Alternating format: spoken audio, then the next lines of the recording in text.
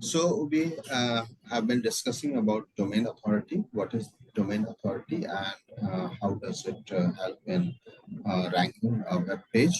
तो अभी हम लोग को ये देखना होगा कि सपोज हमको किसी वेबसाइट से बैकलिंक लेना है तो उसका डोमेन अथॉरिटी चेक कैसे करेंगे। ये इंपॉर्टेंट है कि डोमेन अथॉरिटी हायर होगा तो ही हमारा बैकलिंक हमारे लिए यूजफुल होगा। तो डोमेन अथॉरिटी चेक करने के लिए बहुत सारा टूल है। आप टाइप करेंगे डोमेन अथॉरिटी चेकर तो आपको बहुत सारे ये टूल्स मिल जाएंगे जहां से आप किसी भी कंपनी का वेबसाइट का डोमेन अथॉरिटी चेक कर सकते हैं। और कुछ गूगल एक्सटेंशंस होते हैं वो हम आपको बता देंगे। जैसे हमारे इस सिस्टम पे देखिए ये जितना भी सर्च इंजन रिजल्ट पेज पे आउटपुट आ रहा है ये मैंने एक एक्सटेंशन इंस्टॉल करके रखा है जो भी हम आपको बता देंगे। उससे डोमेन अथॉरिटी डायरेक्ट पता चल जाता है। इस कंपनी का डोमेन अथॉरिटी 84 है, इसका डोमेन अथॉरिटी 53 है। और यहाँ से जा करके अगर हमको चेक करना है तो हम किसी भी वेबसाइट का डोमेन अथॉरिटी डालेंगे। सपोज हम patna.com का डोमेन अथॉरिटी चेक करना चाहते हैं तो ये डाल करके चेक करेंगे तो इसका डोमेन अथॉरिटी ये बताएगा। तो ये डोमेन अथॉरिटी 70 है। और ये कुछ और इम्पॉर्टेंट इंफॉर्मेशन है जिसको हम लोग बाद में डिस्कस करेंगे। This are also important information but this is the domain authority. तो इस कंपनी का जो वेबसाइट है इसका डोमेन अथॉरिटी 17 है। इसका मतलब है कि अगर हमको 30 वाले वेबसाइट से या 80 वाले वेबसाइट से डोमेन अथॉरिटी वाले वेबसाइट से अगर हमको बैकलिंक मिलेगा that will be more useful for us.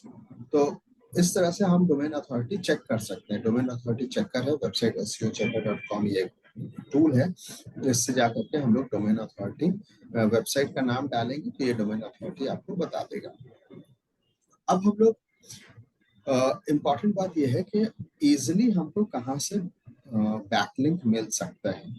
तो बैकलिंक्स लेने के लिए हम लोगों को बहुत सारे वेज हैं जहां से हम लोग को बैकलिंक मिलेगा। बट अभी हमारे वेबसाइट का क्या बैकलिंक है अगर वो चेक करना है तो हम लोग एक और बहुत इम्पॉर्टेंट और यूजफुल टूल है यूबरसजेस्ट। यूबरसजेस्ट.com पे आप जाएंगे। अनिल पटेल एक इन्फ्लुएंसर है, उनका ये वेबसाइट है। यहाँ पे हम लोग जाकर के patna.com टाइप कर रहे हैं और यहाँ से हम कंट्री सेलेक्ट कर सकते हैं।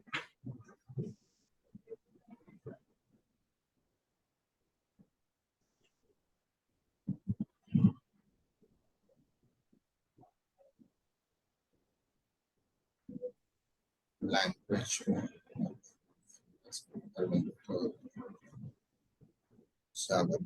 बेटर इंग्लिश हो गया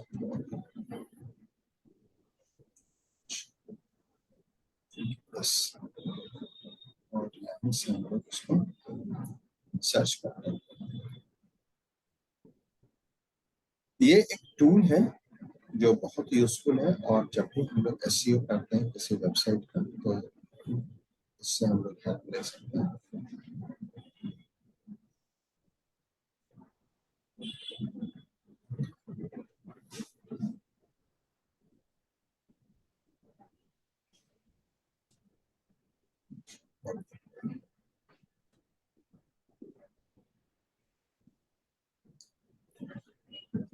अब तो ये ठीक, अभी ये क्वेश्चन पूछने लगे टाइम लगेगा, इसको हम लोग बाद में चेक कर लेंगे। डोमेन अथॉरिटी ये हम लोगों को चेक करना होता है कि हमारा बैकलिंक अभी कितना है। तो हम लोग बैकलिंक चेकर से भी बैकलिंक चेक कर सकते हैं।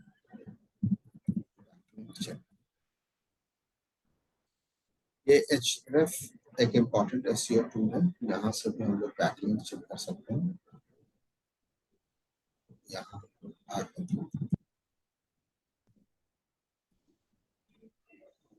चेक बैक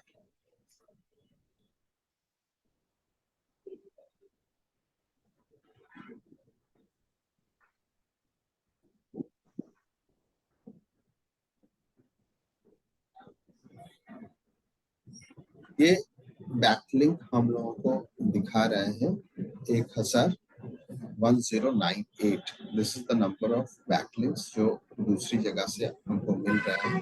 कहाँ से मिल रहा है वो भी हम देख सकते हैं। यहाँ पर उसका लिस्ट दिखा रहा है कहाँ से मिल रहा है, और जहाँ से मिल रहा है उसका डोमेन रेटिंग कितना है, तो वो भी हम लोगों को पता चल रहा है। तो ये एक वो देख सकते हैं, हम लोग टूल को यूज कर सकते हैं।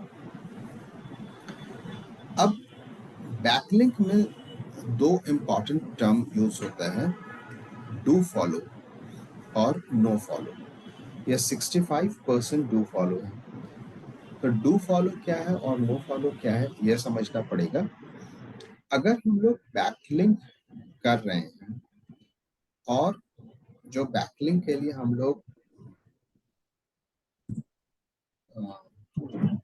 लिंक टैग यूज करते हैं ahref+2 और वेबसाइट का नाम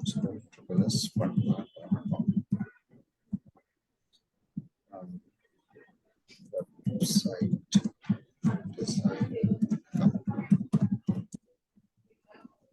सपोज हम लोग को कहीं से ये एक बैकलिंक मिल रहा है, तो ये वेबसाइट डिजाइन कंपनी पटना होगा, और यहाँ पर जब कोई क्लिक करेगा तो हमारे वेबसाइट पे आ जाएगा triplespodcom पे।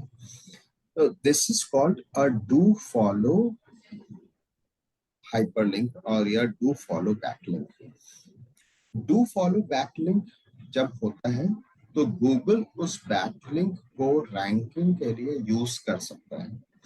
और अगर कोई बैकलिंक दे रहा है और वहां पे लिख देता है नो फॉलो, यहाँ पे लिख देते हैं नो फॉलो, तो ये बैकलिंक तो है बट इसका यूज हमारे डोमेन रेटिंग में या रैंकिंग में नहीं होता है। तो वैसे बैकलिंक से हमको कोई फायदा नहीं होता है। तो अगर हम लोग किसी हायर डोमेन अथॉरिटी वाले से बैकलिंक ले रहे हैं तो उसको रिक्वेस्ट करना होता है कि they give a do follow backlink. लेकिन अगर हम किसी को बैकलिंक प्रोवाइड कर रहे हैं और उसका डोमेन अथॉरिटी हमसे कम है तो हम लोग उसको देंगे नो फॉलो बैकलिंक।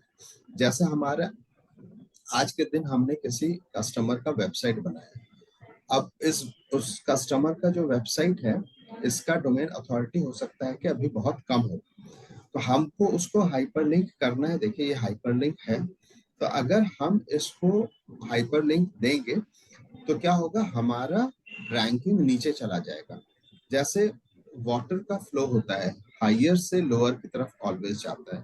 तो अगर दो ग्लास में आपने वाटर रखा है और उसको आपने कनेक्ट कर दिया है, तो जिसका ज्यादा पानी होगा उसका पानी कम वाले में ट्रांसफर हो जाता है।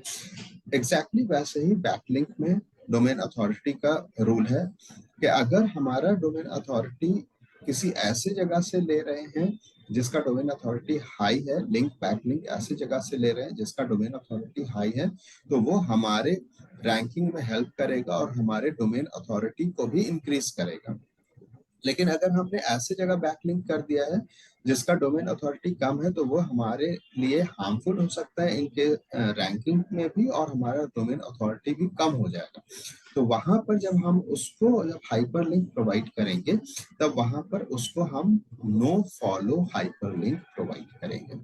तो आज के लिए हम लोगों के इम्पोर्टेंट जो डिस्कशंस है वो है कि एक अच्छा वेबसाइट रैंकिंग के लिए वो माना जाता है गूगल द्वारा जिसमें there are number of hyperlinks. सबसे इजी हाइपरलिंक्स प्रोवाइड करना होता है इंटरनल लिंक्स, जो हमारे वेबसाइट के डिफरेंट पेजेस को कनेक्ट करेगा। उसमें ध्यान ये रखना है कि कोई भी पेज ऐसा नहीं होना चाहिए जो हमारा लिंक्ड नहीं है, वहां पर हम होम पेज से नहीं पहुंच सकते हैं। दूसरा होता है एक्सटर्नल लिंक, जो हम दूसरे वेबसाइट्स को पॉइंट करते हैं। एक्सटर्नल लिंक में इम्पॉर्टेंट है कि अगर जिसको हम लिंक कर रहे हैं उसका डोमेन अथॉरिटी लो है तो हम उसको नो फॉलो बैकलिंक प्रोवाइड करेंगे, नो फॉलो लिंक देंगे।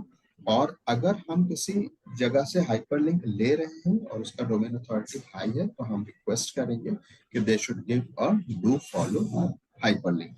बाय डिफॉल्ट जो हाइपरलिंक हम लोग क्रिएट करते हैं, जिसका ये सिंटैक्स होता है, this is a do follow hyperlink. अगर हमको नो फॉलो बनाना है तब यहाँ पे लिखना होता है नो फॉलो, जिससे ये नो फॉलो हाइपरलिंक बन जाएगा। डोमेन अथॉरिटी एक स्कोर है which is given by Moz company, जो 1 से 100 के बीच का रैंक होता है, जिसमें age is one factor, traffic is another factor, the credibility, backlinks are the other factors. तो ये domain authority, higher domain authority से नंबर ऑफ बैकलिंक्स हम कैसे ले सकते हैं, this will be discussing in the coming session.